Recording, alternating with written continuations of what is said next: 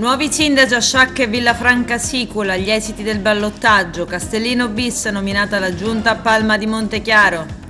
Trovato cadavere in una pozza di sangue in una scuola a Canicattì, 31enne nigeriano rapina una coppia e tenta di stuprare la donna.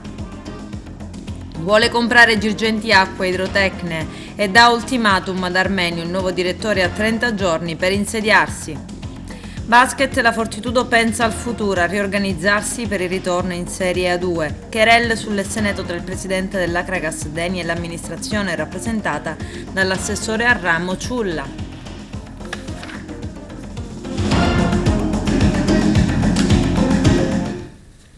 Bentrovati gentili telespettatori al nostro appuntamento con l'informazione. In apertura parliamo dei risultati del ballottaggio. A Sciacca il nuovo sindaco è Fabio Termine, 32 anni, laureato in giurisprudenza, consigliere comunale uscente. Si era candidato alla carica di primo cittadino della città termale senza successo anche nel 2017. Ha battuto il suo sfidante Ignazio Messina, già sindaco. A Villafranca Sicula, dopo il pareggio, il sindaco e il farmacista Gaetano Brucculeri. Ha sconfitto il suo avversario, l'uscente Domenico Balsamo, ottenendo 7 voti in più. Il servizio di apertura è del nostro direttore Arturo Cantella. È finita con una sorpresa il ballottaggio in Sicilia, dove la partita si è chiusa sostanzialmente con un pareggio fra il centrodestra e il centrosinistra, ma con due novità in assoluto. A Sciacca, il ribaltone, il centrosinistra vince nonostante al primo turno fosse in vantaggio il centrodestra, tanto da sfiorare l'elezione al primo turno, data certa e poi sfiorita per pochi voti al controllo delle schede. Il neo sindaco di Sciacca è Fabio Termine, dottore in giurisprudenza di anni 32, e succede a Francesca Valenti, a capo di 4 liste, tra cui quella del PD. Al ballottaggio ha battuto il suo sfidante Ignazio Messina, candidato con 6 liste, tra cui quella di Fratelli d'Italia, ottenendo il 53% dei voti. Consigliere comunale uscente, Termine si era candidato alla carica di primo cittadino della città termale, senza successo anche nel 2017. Intanto vediamo un po' di retroscena. Lo sfidante Messina, segretario nazionale d'Italia dei Valori, ha riconosciuto la sconfitta, ma ha confermato il ricorso al TAR contro il risultato del primo turno, quello che lo aveva visto fermarsi al 39,9%, a un soffio quindi dalla vittoria immediata. Messina ritiene che ci siano state preferenze a lui attribuite che non gli sono state riconosciute. Il primo risultato ufficiale aveva indicato la sua vittoria col 40,1%. Ma poi si sono tolti 38 voti che gli sarebbero stati attribuiti per errore riconosciuto dallo stesso presidente di seggio nella sezione numero 4. Il progetto di rinnovamento credibile è candidato a sindaco. La nostra proposta organica di centrosinistra unito e giovane è stata premiata dagli elettori di Sciacca. Ora mettiamoci al lavoro per rendere concrete le nostre idee. Così il parlamentare di Sciacca del PD Michele Catanzaro commenta il successo di Fabio Termine al secondo turno di ballottaggio delle elezioni amministrative a Sciacca. È il risultato di un gran lavoro di rinnovamento che stiamo portando avanti in tutta la provincia di Agrigento, aggiunge il parlamentare del PD Catanzaro. Le comunità di Sciacca, come è successo 15 giorni fa in altri comuni agrigentini, al voto e come accade in altre parti d'Italia, premiano un programma concreto che guarda al futuro, che sta costruendo una classe dirigente nuova che ascolta i bisogni dei cittadini e che propone progetti progressisti che coinvolgono i giovani e la gente libera. Intanto vediamo come è finito l'inedito ballottaggio Villafranca Sicula, il sindaco eletto con 7 voti di scarto. Dopo un pareggio al primo turno, Gaetano Bruccoleri, farmacista, si è aggiudicato un inedito ballottaggio nel comune di Villafranca Sicula, in provincia di Agrigento. Ha sconfitto il suo avversario, l'uscente sindaco Domenico Balsamo, ottenendo 7 voti in più. Nel piccolo comune dell'Agrigentino, 1300 abitanti, lo scorso 12 giugno i due contendenti avevano ottenuto lo stesso numero di preferenze, ossia 481. Ne è scaturito un ballottaggio fatto senza precedenti, trattandosi di un comune dove vige il maggioritario. Andiamo a Palma di Montechiaro per conoscere la nuova giunta. Stamani le nomine del Castellino bis. Vediamo. Sindaco, dopo la brillante vittoria che lei ha ottenuto con un consenso, oserei dire bulgaro, oggi si passa alla fase esecutiva già con la nomina dei neoassessori e con tanti ragazzi che hanno voglia di lavorare. Addirittura lei diceva ci sono già una decina di delibere pronte, questo è segno di una vitalità che il Comune di Palma e che lei, diciamo, quotidianamente hanno impresso all'amministrazione comunale palmese. L'ente, la mia amministrazione, non si è mai fermata, nemmeno in campagna elettorale. Ringraziamo ancora una volta il popolo di Palma per l'enorme risultato con proporzioni mai viste nella nostra città e ringraziamo veramente, ci riempie di orgoglio ma anche di grande responsabilità. E proprio nel nome di questa responsabilità stiamo andando velocemente nelle tappe necessarie a ricostituire gli organi di questo Comune. Così come 5 anni fa, il 27 giugno, abbiamo completato e annunciato la Giunta. Il 30 di maggio, quindi fra un paio di 30 di giugno, fra un paio di giorni, avremo il nuovo Presidente del Consiglio e il nuovo Vicepresidente del Consiglio con il giuramento dei consiglieri, con un anticipo rispetto ai 5 anni fa di circa 8 giorni. Anche lì siamo stati veloci, siamo veramente ansiosi di continuare a servire la nostra città e questa nuova squadra di assessori sono convinto che darà il meglio di sé per cercare di portare avanti in continuità di quanto fatto in questi 5 anni, ma nella consapevolezza che ancora molto vi è da fare. Ecco, è notizia di qualche ora fa, un grosso finanziamento per il Calvario, oltre ad altre iniziative, ma questa sicuramente è una cosa importante per la città e per quello che rappresenta da un punto di vista culturale il bene. Il Calvario lo avevamo annunciato, c'è un nuovo finanziamento ottenuto dalla Sovrintendenza dei Beni Culturali e Agrigenti e ringrazio Michele Benfari, il nostro sovrintendente e tutto il suo staff per come hanno saputo lavorare. Per noi è motivo di orgoglio ed sono 2 interventi storici, in particolare uno, quello sul monastero delle Benedettine, che finalmente potrà ritornare al suo antico splendore, così come quella della chiesa delle Scuole Pie, che è proprio quella accanto a questo palazzo che è il Palazzo degli Scolopi. Il Comune si è messo già a totale disposizione della sovrintendenza per qualsiasi necessità abbia dal punto di vista tecnico e logistico per portare subito il progetto in gara e vedere realizzare questa opera. Al di là di questi interventi sono già, come ben sapete, più di 80 milioni di finanziamenti ricevuti e si continua avanti e siamo in attesa a breve di altri decreti e gli anni che verranno saranno anni di cantiere finalmente tanto attesi, che vanno a sommarsi ai 13-16 che abbiamo fatto nei primi 5 anni. Nasce Sud chiama Nord il partito di De Luca e Giarrusso, ex sindaco di Messina ed ex 5 Stelle. Oggi la conferenza stampa. Vediamo. De Luca parte oggi da Palermo la presentazione della nuova strategia che non è solo rivolta alle elezioni regionali ma anche a un respiro nazionale. Ci spieghi i dettagli? Abbiamo semplicemente aggiornato la nostra strategia che abbiamo ufficializzato ad ottobre scorso, quando con la nostra lanterna abbiamo iniziato il percorso. L'abbiamo aggiornato in funzione del risultato straordinario che abbiamo conseguito a Messina e quindi un modello oggi che ci porta a dire che le prossime elezioni regionali saranno con una logica di elezioni amministrative. Infatti io sono candidato a fare il sindaco di Sicilia e questo ci sta anche portando ad avere centinaia di candidature per fare molte liste. Faremo tante liste fino a quando ci sarà una siciliana o un siciliano che vuole metterci la faccia per cacciare la banda Bassotti politica. Contestualmente abbiamo avuto la fortuna di incontrarci con Dino Giarrusso, il quale ha capito che il tempio di 5 Stelle ormai stava per crollare, perché quel tempio poi era probabilmente diventato profano, pagano, dipende dai punti di vista, e cioè non era più quella casa nella quale si era ritrovato, e meno male ha avuto intuito. Quando è uscito da quel tempio io l'ho cercato perché gli ho sentito dire alcune frasi che erano musica per le mie orecchie. Io sono stato sempre un autonomista, un meridionalista, sentì parlare Giarrusso di questo, sono andato subito a cercarlo e quindi ci siamo intesi immediatamente. E allora ho detto: perché non rompiamo anche un altro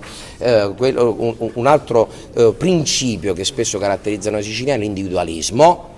Uniamoci Io ho una scommessa in Sicilia, tu hai una scommessa da leader nazionale, uniamoci e facciamo questo progetto assieme. A Palermo Catena De Luca farà un accordo con la Lega? No. Noi abbiamo fatto un accordo tecnico con la Lega Messina, li ho aiutato a prendere il 5% perché questo mi è servito a rompere quel quadro di centrodestra che a Messina era molto radicato e girava attorno al solito personaggio genovese e quant'altro. Quindi è stata un'operazione mirata, ecco perché spesso discutere è importante, naturalmente rimanendo se stessi e agendo con una strategia ben precisa. Quella è stata strategia allo stato puro, rompere il centrodestra. L'incontro con Salvini l'ho avuto, gli ho detto guarda, io il 5% te lo faccio prendere a Messina, tu ovviamente metti piede e ce la vediamo noi. Così è stata, tutto è andato a posto, tutto si è compiuto e abbiamo vinto il primo turno. Come sono i rapporti con il presidente dell'ARS? Ma mi dicono che è un po' incazzato ultimamente perché ho svelato le sue pie donne e quindi dice che è nervoso. Vabbè, ora oggi che sentirà che ho anche anticipato che non sarà più rieletto, il Parlamento siciliano, immaginate, sarà incazzato a cubo, problemi suoi, ma lui la questione qual è? È ovvio che dovendo salvaguardare la sua posizione personale, perché lui qualunque strategia va bene pur di rimanere Presidente del Parlamento siciliano, o la subordinata, ora questa ormai frequentazione alla Monterosso un po' mi ha fatto sviare i suoi interessi sull'arte e quindi l'ultima volta mi ha detto come subordinato io farei l'assessore ai beni culturali, se tu puoi farlo anche tu il Presidente del Parlamento siciliano, sono tutti problemi loro, ovviamente qui è la salvaguardia della loro posizione, le suggestioni, ma noi non ci faremo suggestionare ovviamente. A Palermo Giorgio Comito, 20 anni alla guida della sua moto, un ciclomotore Honda SH, per causa in corso di accertamento si è schiantato contro un palo dell'illuminazione pubblica in via Villa Grazia. È stato trasportato da un'ambulanza del 118 in condizioni gravissime all'ospedale civico, è deceduto nel reparto di rianimazione. Inutili si sono rivelati i tentativi dei medici per strapparlo alla morte. Trovato cadavere in una pozza di sangue in una scuola a Canicattì. Il nostro direttore Arturo Cantella. Finisce in tragedia il tentativo di intrusione all'interno del liceo scientifico Sciascia di via Pasolini a Canicattì. A perdere la vita è stato un 33enne della stessa città di Canicattì, noto alle forze dell'ordine. Secondo una prima ricostruzione, il ragazzo si sarebbe intrufolato all'interno della scuola per rubare le monetine contenute nel distributore di snack.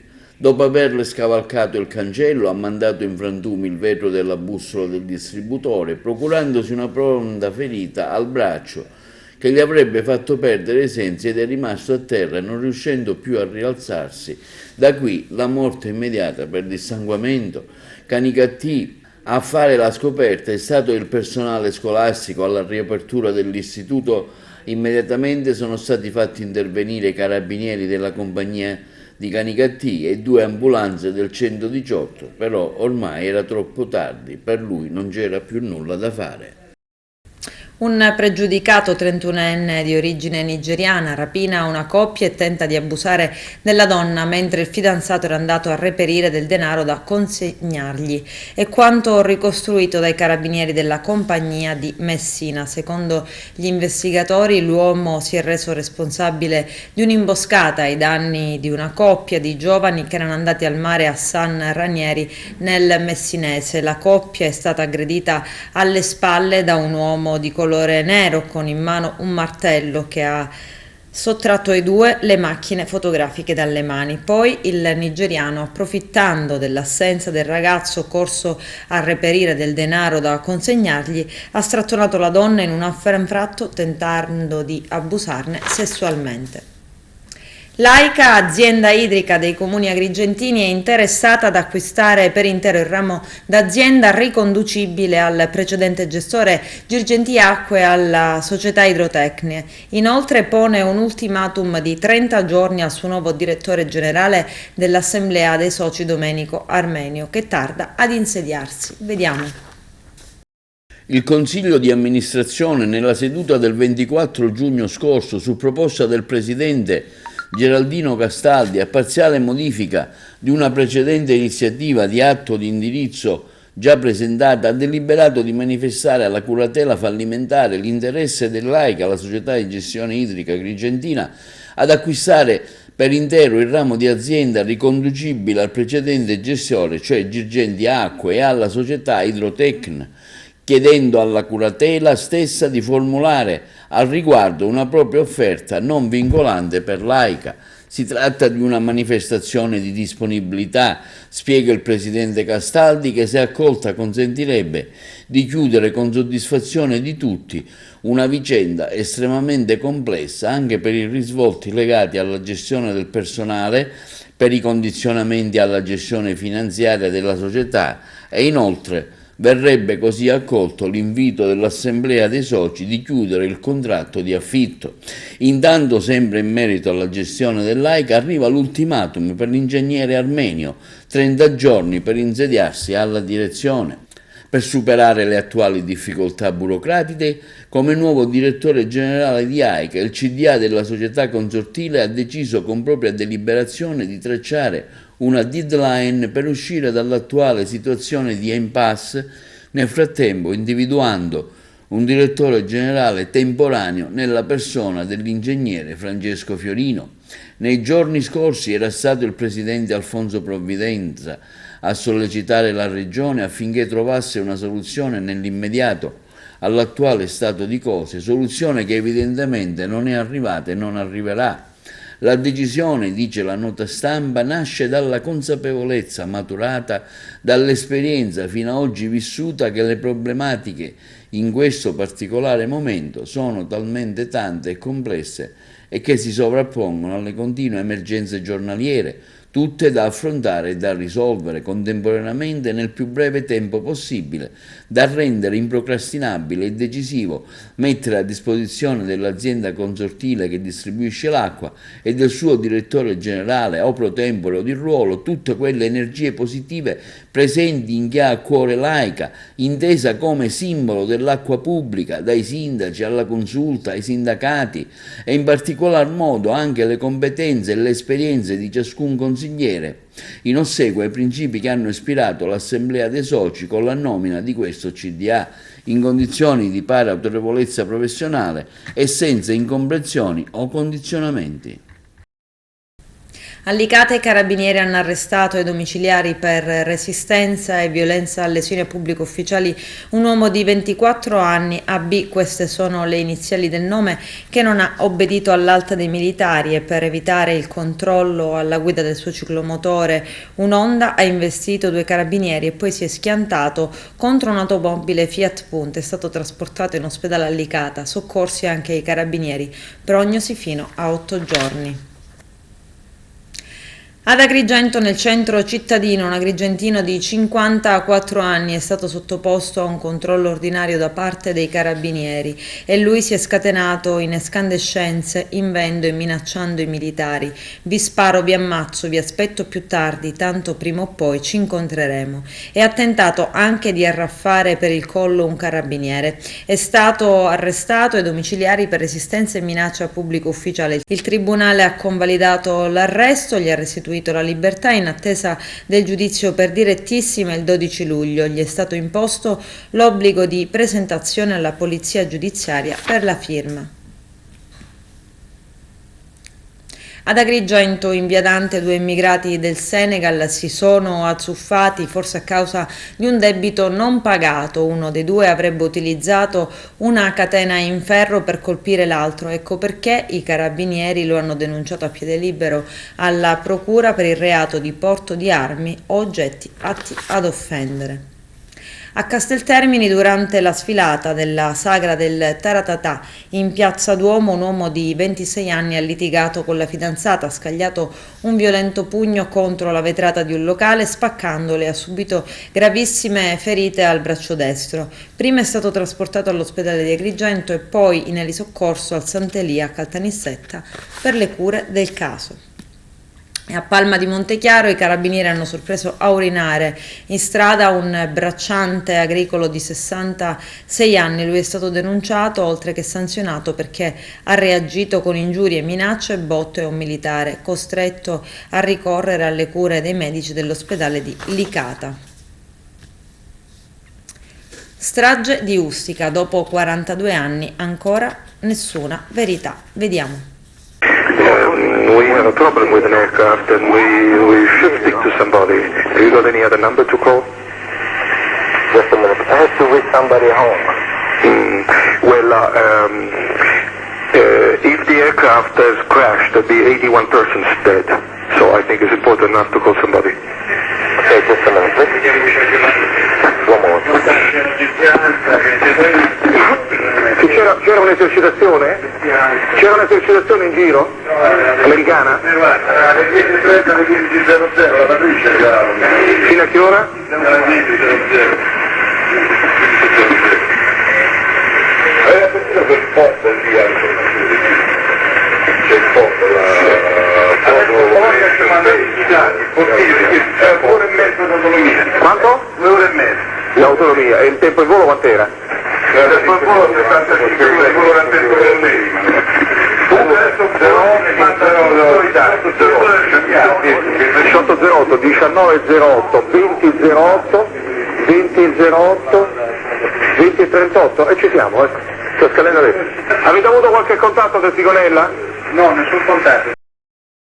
Chiediamo la verità sugli autori e sulle responsabilità, sgombrando definitivamente il campo degli ostacoli e dei tentativi di depistaggio che hanno finora impedito di far luce su uno degli episodi più gravi e oscuri della storia repubblicana, un vero e proprio atto di guerra nei cieli italiani in cui hanno perso la vita 81 persone. Non è una notizia piacevole. All'aeroporto di Punta Raisi sono scattate le misure di emergenza in seguito al mancato arrivo dell'aereo da Bologna. L'aereo è un aereo Italia DC-9. Così il presidente della regione Emilia, Stefano Bonaccini, in occasione del 42esimo anniversario della strage di Ustica. Era il 27 giugno del 1980 quando un DC-9 Tavia decolò da Bologna, destinazione Palermo, senza però mai raggiungere la destinazione stessa. C'è una sentenza che oltre 20 anni fa ci ha consegnato una verità giudiziaria, eppure, sottolinea il presidente della regione, ancora oggi non abbiamo una ricostruzione condivisa e definitiva di quanto accadde quel giorno, delle circostanze e soprattutto delle dinamiche. Questo è inaccettabile per un paese civile come il nostro. A pochi mesi dalla importante sentenza che fa luce su collegamenti e responsabilità della strage alla stazione di Bologna, rinnoviamo dunque il nostro invito alle istituzioni, alla politica e alla magistratura, afferma ancora Bonaccini. È necessario un impegno comune anche sul piano diplomatico affinché sia fatta piena luce su quest'altra drammatica vicenda che ha colpito il nostro paese. Lo dobbiamo prima di ogni cosa alle vittime e ai loro familiari a cui ci stringiamo. Lo dobbiamo ai nostri giovani, cui vogliamo trasmettere valori della verità, dei diritti di convivenza civile, del rispetto delle leggi, della memoria. Un'opera portata avanti in maniera instancabile, quella dell'Associazione dei Familiari delle Vittime, chiude ancora Bonaccini, e della Presidente Daria Bonfietti. A loro va il grazie dell'intera comunità regionale e di quella nazionale per la tenacia con cui in questi anni si sono spesi per evitare che calasse il silenzio su questa vicenda e per la piena affermazione della stessa verità. Anche per questo è importante ragionare sul futuro del Museo per la Memoria di Ustica a Bologna, per farne un polo culturale, centro di documentazione e di ricerca aperto anche al mondo della scuola. Capita, ma guarda, l'unica cosa era riuscire a beccare lì qualche era da riuscire a parlare con qualche americano fisico. E come? Questo che io sto chiedendo a loro. E io sto telefonando telefoni a Simonella e dice ma poi quando gli ha cascato un fatto, perché chi cazzo chiamare gli americani? Che ha cascato un fatto, dite che devo chiamare. Dai, su, ma fate un po' questa maniera, ma vediamo se tiro un po'. È possibile che a Napoli, possibile che non lo sa. Perché all'emergenza non c'hanno una linea di contatto con gli americani. Sì, io non penso, c'hanno la linea di contatto. Ma poi se arriva a Simonella, che arrivano le caprette della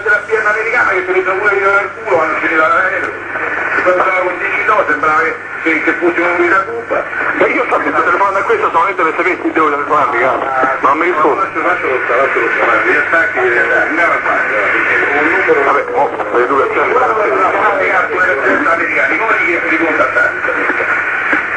Se casca il panto, gli dovete avvisare o no? E allora come li avvisate? C'avete il numero telefonico? Biagio Conte in ospedale, il missionario laico è stato ricoverato. Le sue condizioni sarebbero precarie ma non preoccupanti. Dalla missione Speranza e Carità spiegano: al momento sappiamo che sta facendo accertamenti ma non abbiamo un bollettino medico ufficiale. Conte, 58 anni, è il fondatore della missione Speranza e Carità, nata nel 1991 per aiutare i più bisognosi. Fratel Biagio non ha risparmiato il suo corpo dall'inizio del suo cammino ad oggi. Ha condiviso con i poveri il caldo, il freddo e il digiuno, ha dormito sotto le stelle alla scalinata delle Poste di Palermo per richiamare con durezza una città che voltava la testa dall'altra parte davanti alla sofferenza. L'Ordine degli Architetti di Agrigento punta il dito contro la legge numero 78 pubblicata il 24 giugno, con la quale il governo Draghi è stato delegato dal Parlamento a procedere a una riforma del codice dei contratti con uno o più decreti legislativi da emanare entro i prossimi 6 mesi. Il presidente Rino Lamendola afferma: è una legge pessima, si continua a puntare sulla sterile semplificazione degli appalti e su procedure di affidamento stantie come l'appalto integrato, ignorando l'importanza della qualità del progetto e creando conseguentemente terreno fertile per la costruzione di nuove opere pubbliche mediocri, i cui lavori, prosegue Lamendola, saranno inevitabilmente caratterizzati da una serie di varianti correttive in corso d'opera che finiranno per allungare i tempi di esecuzione e per alimentare contenziosi e nuove incompiute. Siamo delusi. Speravamo in una proficua interlocuzione del nostro Consiglio nazionale con le commissioni parlamentari affinché fosse varata una legge che, in linea con il percorso tracciato della precedente legge delega numero 11 del 2016, puntasse sulla centralità del progetto, rilanciando il concorso di progettazione quale strumento per promuovere la qualità architettonica delle nostre opere pubbliche e delle nostre città, conclude Rino Lamendola. 3 giorni interamente dedicati al vino biologico con numerose cantine di vini d'eccezione e eccellenza provenienti da tutta Europa in gara. La cornice della 18ª edizione della rassegna internazionale Biodivino è l'abbazia San Martino delle Scale a Monreale, dove i commissari degustano le sessioni di assaggio dei vini. Vediamo. Se abbiamo puntato su questa programmazione non è certo per oggi avere un punto di arrivo, ma soltanto un punto di partenza. Vedete, noi abbiamo fatto un lavoro straordinario. Il Vinitaly quest'anno, no? Che era il Vinitaly della ripartenza, ha visto la Sicilia non una comprimaria, ma assolutamente la protagonista dell'evento.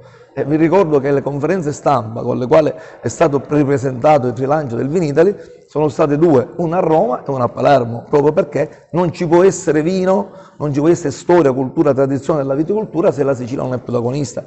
In quell'occasione abbiamo presentato una visione. Oggi io non ho finanziato un evento fine a se stesso, non serve né alla Sicilia né ai siciliani. Noi oggi abbiamo finanziato una proiezione di un'idea di governo, che è quella di unire, ripeto, il buono e il bello per fare in modo davvero che la Sicilia, con l'agroalimentare protagonista e quindi con la creazione di quel mondo economico che ti porta il turismo, può davvero scalare, ecco, fette importanti di mercato e garantire alle nostre piccole e medie imprese di poter garantire i futuri siciliani. Chi deve lasciare la Sicilia lo deve fare per scelta, perché al nord o in Europa o fuori Europa o un'altra occasione più importante, non lo deve fare assolutamente per bisogno. E questi eventi, per rispondere alla sua domanda, è soltanto l'inizio di un percorso, perché per esempio a fine settembre faremo un'altra competizione che riguarderà i vini, quelli profumati, quelli liquorosi, perché ripeto è una visione di progetto, è una visione di governo. Attenzione, sapendo che abbiamo 1000 difficoltà, che viviamo attualmente un momento di grande difficoltà, il conflitto russo-ucraino che influisce purtroppo dopo la pandemia, però bisogna essere ottimisti. E io, girando in lungo e largo la Sicilia, posso dire che ho incontrato un mondo agricolo che non vuole arrendersi e vuole crederci. Quindi serve una buona politica che penso che il nostro governo sta dimostrando di poter attuare, perché tra 1000 difficoltà si possono fare sicuramente ottime cose per sperare, e ne siamo sicuri, di lasciare una Sicilia un po' migliore di quella che abbiamo trovato. Buongiorno innanzitutto e grazie per l'attenzione, grazie per la vostra presenza e soprattutto un grazie ai commissari, agli organizzatori, ma principalmente all'assessore che ha voluto fortemente che questo concorso, 18° concorso internazionale del vino, si realizzasse oggi all'abbazia di San Martino in comune di Monreale. È la 18ª manifestazione, è la prima che si svolge in Sicilia, ma questo è un inizio perché noi riteniamo che il comparto vino negli ultimi anni, soprattutto quello siciliano, sta avendo un'affermazione in tutto il mercato nazionale, europeo e mondiale. Lo testimoniano i numeri, lo testimonia la crescita, lo testimoniano proprio il grande impegno da parte del governo regionale che sostiene, promuove e incentiva non solo i produttori ma anche la diffusione del vino, la crescita di tantissime tipologie di attività che hanno come oggetto principale il vino. Mi riferisco principalmente al percorso turistico. Ormai in Sicilia si viene non solo per le nostre spiagge o per i nostri fantastici monumenti, ma si viene anche per assaggiare il vino, assaggiare la nostra cucina. Questo è un momento importante, noi siamo convinti che proprio da questa crescita, da questo inizio, il percorso della promozione del vino e dello sviluppo proprio di questo comparto possa avere momenti internazionali importanti come questo in tutto il territorio siciliano.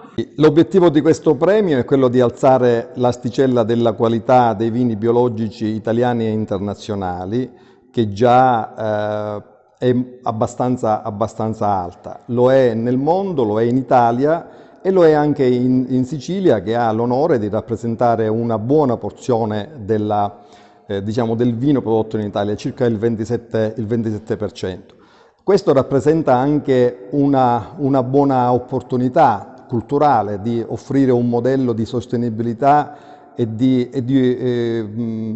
ecologia appunto agricola. L'opportunità di liberarsi di ogni supponenza e sottoporsi all'attenzione, alla valutazione di una straordinaria commissione internazionale è una buona opportunità appunto per valutare i punti critici e per acquisire consapevolezza sui punti invece forti, quindi sulle pregevolezze che la grande offerta enologica italiana e internazionale offre, appunto per andare avanti. Oggi che nel mondo l'attenzione verso i vini biologici sta attraversando un periodo molto molto favorevole. Rassegna Bio di Vino quest'anno in Sicilia, terra di grandi vini biologici e non solo. Siamo all'abbazia San Martino delle Scale, dove valuteremo vini di tutta Europa. C'è una degustazione particolare con dei giurati che provengono da varie parti appunto d'Europa, vini da varie zone. Quindi stamattina ci sarà questa valutazione in maniera professionale con delle schede particolari dell'OIV, che è l'Organizzazione Mondiale del Vino, dove saranno valutati appunto i vini biologici prodotti in Europa. È una manifestazione che ha lo scopo quello di mettere in risalto la qualità dei vini, soprattutto dei vini appunto biologici, come in questo caso, vini che non hanno niente da invidiare ai vini convenzionali, anzi forse hanno una marcia in più perché sono dei vini che vengono prodotti con dei criteri di salubrità, evitando di utilizzare pesticidi e quant'altro.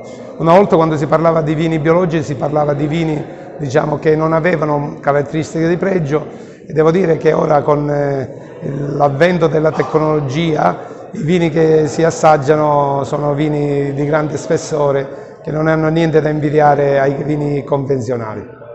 Adesso c'è la pubblicità, a tra poco vi aspetto.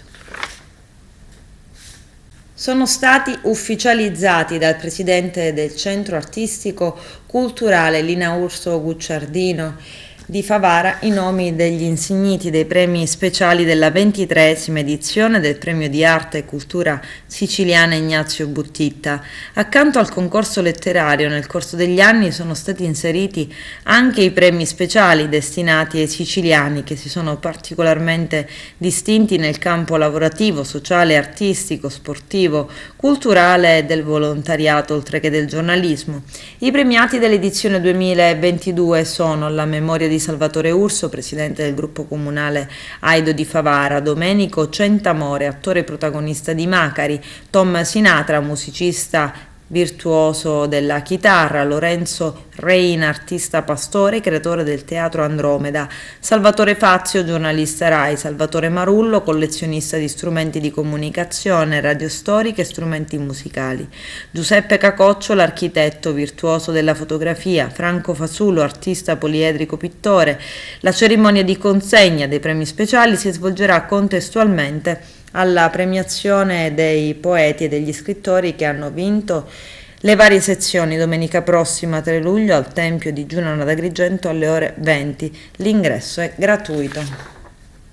Basket, la Fortitudo Moncada Agrigento va avanti per step dopo la lunga festa per il ritorno in A2, ora si pensa alla prossima stagione. I tempi per l'iscrizione sono strettissimi, si pensa al nuovo roster, nei prossimi giorni ci sarà il meeting per stabilire il budget, molto dipenderà dalla risposta che arriverà dagli sponsor anche in termini di abbonamenti, probabile ma ancora da trattare la conferma di coach Michele Catalani. Vediamo. Oggi qui al Comune, perché il Sindaco e l'assessore Giulio hanno voluto un po' ricordare questo momento, questa grande vittoria dedicata a Totò Moncada. Ecco un tuo commento sulla vittoria, il raggiungimento di una serie maggiore, ciò che è stato anche la grave perdita del patron Moncada, insomma tu che hai guidato la squadra, una tua considerazione a tutto campo. Innanzitutto sono felicissimo perché credo sia stato il giusto tributo a una persona che ha fatto tantissimo per la pallacanestro, per Agrigento, per questi colori. Io verso Natale mi telefona e dimmi so che questa cosa ti farà arrabbiare, perché allora quando l'autoretrocessione non l'avevo digerita bene, mi fa so che ti farà arrabbiare ma io quest'anno vorrei salire, vorremmo... e quindi poi alla fine ha fatto questo grosso investimento, è stato lui la spinta, come ha ricordato Gabriele, per prendere Ambrosini, per rinforzare la squadra in vista dei playoff e quindi sicuramente gran parte del merito è suo e anche emotivamente purtroppo la sua di partita ci ha dato però una spinta importante. Nonostante la perdita, ecco, la perdita è servita un po' da collante, da tamburo battente per superare e vincere il campionato. Sì, siamo fortunatamente riusciti a trasportarla in energia positiva, che non era facile perché il colpo è stato durissimo, però ci siamo riusciti e sicuramente la dedica va a lui, a quelli che ha Fatallà, Antonino, il signor Arnone. Questi sono persone che sono rimaste nella nostra mente, nella nostra storia e vorremmo ricordarli per sempre e vedremo cosa possiamo fare. Senti, si guarda al futuro che ormai è dietro l'angolo, come affronterete il nuovo impegno agonistico? Io il futuro ci guardo poco, guardo al presente, cerco di fare le cose che si possono fare al momento, perché il futuro, come abbiamo visto anche quest'anno, è incerto. Io vivo nel presente, vedo che cosa si può fare oggi per poter cercare poi dopo di vedere, una volta che abbiamo fatto oggi, che cosa si può provare a diventare domani e questo facciamo sempre. Un momento importante oggi questo al Comune di Agrigento, il Sindaco e l'assessore Giulio hanno voluto un po' ricordare la figura del patron Moncada e questa vittoria importante nella serie superiore. Ecco, lei come coach che ha seguito la squadra faccia un po' una sintesi dei vari momenti che ha vissuto la squadra. È stata una stagione eccezionale nei numeri, perché abbiamo vinto 21 partite consecutive, siamo arrivati primi, abbiamo chiuso la miglior difesa del campionato, abbiamo mantenuto l'imbattibilità al Pala Moncada, perché l'ultima partita persa al Palasport di Agrigento rimane rimane quella di Chiusi della scorsa stagione, quindi penso che nei numeri si racconti abbastanza bene. Poi al di là dei numeri è stata una stagione in cui abbiamo costruito un gruppo, una squadra insieme al club clamorosa, perché dal punto di vista umano è stato un gruppo eccezionale che poi ha lottato anche contro le difficoltà. Abbiamo vinto una serie vedendoci privati del nostro capitano nel momento più importante della stagione, i ragazzi si sono compattati, sono riusciti a trovare nuovi equilibri. Abbiamo vinto contro un avversario che sulla carta era molto più forte di noi, abbiamo conquistato un traguardo eccezionale che anche da parte mia la dedica e da parte della squadra la dedica ovviamente a Salvatore Moncada, che da lassù sicuramente ci ha dato una mano a chiudere questa serie. Ecco, ora si guarda al futuro, quale sarà il futuro della squadra nella serie maggiore? Adesso credo che a breve il club debba riuscire a dare un indirizzo a quella che sarà la prossima stagione. Sicuramente Agrigento e la Fortitudo partecipano per essere competitivi, ovviamente mantenendo quella che è la linea che ha sempre mantenuto, perché questo club è importante per costruire dei percorsi di crescita per i giovani, per essere sempre stato competitivo in qualsiasi categoria ha partecipato, quindi sicuramente queste rimarranno le linee guida che porteremo anche nella serie superiore. Adesso ci godiamo gli ultimi scampoli di goduria dopo la vittoria, poi ci metteremo a ragionare su quello che sarà. Un suo commento sulla squadra, gli elementi a cui non vorrebbe perdere, tutti sono stati bravi ovviamente, però ecco, a volo d'uccello una sua considerazione sui giocatori. Ma è complicato adesso sicuramente fare questo tipo di valutazioni. Sicuramente quello che oltre il capitano che speriamo a breve riesca ad avere notizie positive per quanto riguarda la situazione che lo ha fermato, credo che Alessandro Grande è stato uno dei trascinatori di queste due stagioni, perché poi di fatto è con noi dalla scorsa stagione, e anche la scorsa stagione, al di là del risultato in cui abbiamo perso gara 5 per la promozione, è stato un elemento fondamentale. Quindi cito lui, cito Lollo Ambrosin, che è l'ultimo arrivato, è stato l'ultimo regalo che ci ha fatto il presidente Moncada prima dell'inizio dei playoff, e credo che sia un altro giocatore da cui poter ripartire, però sarà la società a dover fare poi le giuste valutazioni. Credo che questo gruppo meriterebbe di essere confermato in toto per quello che ha dato, per come l'ha dato, per come ha fatto riavvicinare la città alla pallacanestro, poi ovviamente le valutazioni dovranno essere fatte in corso d'opera. Ecco, parliamo di questo momento. Intanto il Comune ha voluto dedicare a Totò Moncada e alla squadra un momento con 2 targhe di riconoscimento. Sì, è una bellissima idea, sono convinto che il Presidente si merita questo molto di più per quello che fa per la città a livello sportivo soprattutto, come ho detto in più di un'opportunità, credo che gli agrigentini devono essere felicissimi e contentissimi di quello che fa la famiglia Moncada, quindi da parte nostra abbiamo vissuto un playoff incredibile, palazzetto fantastico, pieno di gente, un'atmosfera che spero si ripeta anche l'anno prossimo, perché per la città, per noi giocatori è molto importante. Ecco, in un momento difficile, in un momento di lutto, avete trovato quell'amalgama, quel qualcosa in più che cosa ha fatto scattare la molla che vi ha portati a vincere e andare in serie superiore? Ma innanzitutto è stato il lavoro che abbiamo fatto durante l'anno, le vittorie non arrivano per caso.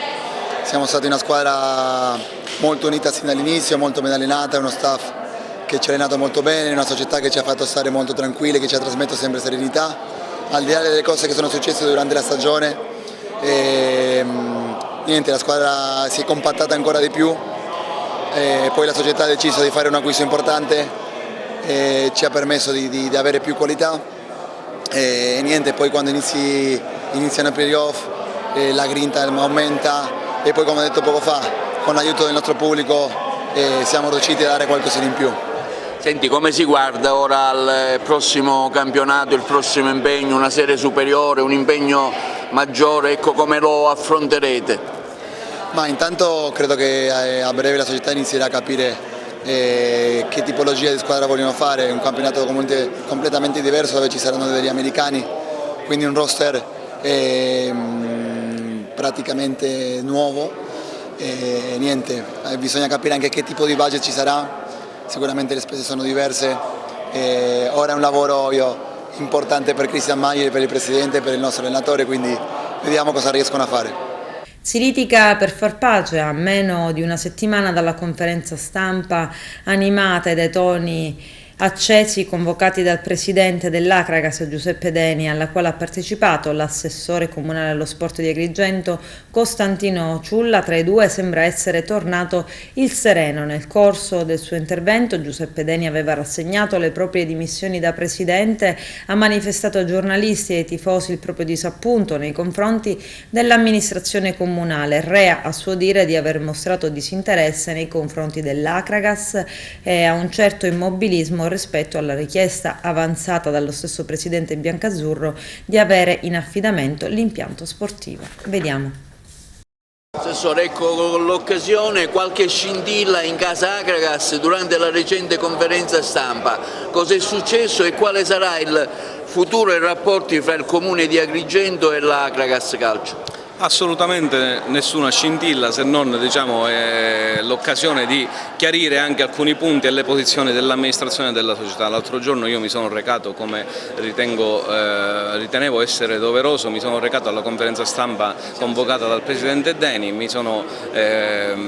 ho partecipato a quella conferenza dove il Presidente ha illustrato chiaramente i progetti innanzitutto societari e poi ha fatto riferimento all'amministrazione comunale, a quello che potrebbe fare l'amministrazione per questa squadra. Noi abbiamo da subito, io ho risposto con quello che è stata la nostra azione amministrativa da quando ci siamo insediati a questa parte riguardo l'attenzione allo Stadio del Seneto, quindi abbiamo parlato del progetto dell'impianto di illuminazione che è stato presentato e che quindi abbiamo finalmente la possibilità, speriamo al più breve tempo possibile, di essere finanziato, perché i fondi ci sono, ma c'è anche il progetto oggi, quindi abbiamo veramente la possibilità a breve di avere qualche riscontro positivo. Per quanto riguarda la gestione dello stadio, noi abbiamo sin da subito dato all'Acragas, innanzitutto in quanto prima squadra, le chiavi dello stadio, così simbolicamente parlando, dando la possibilità di allenarsi, di disputare le partite di casa e tutto quello che serva per avere una struttura sportiva. Per quanto riguarda l'affidamento che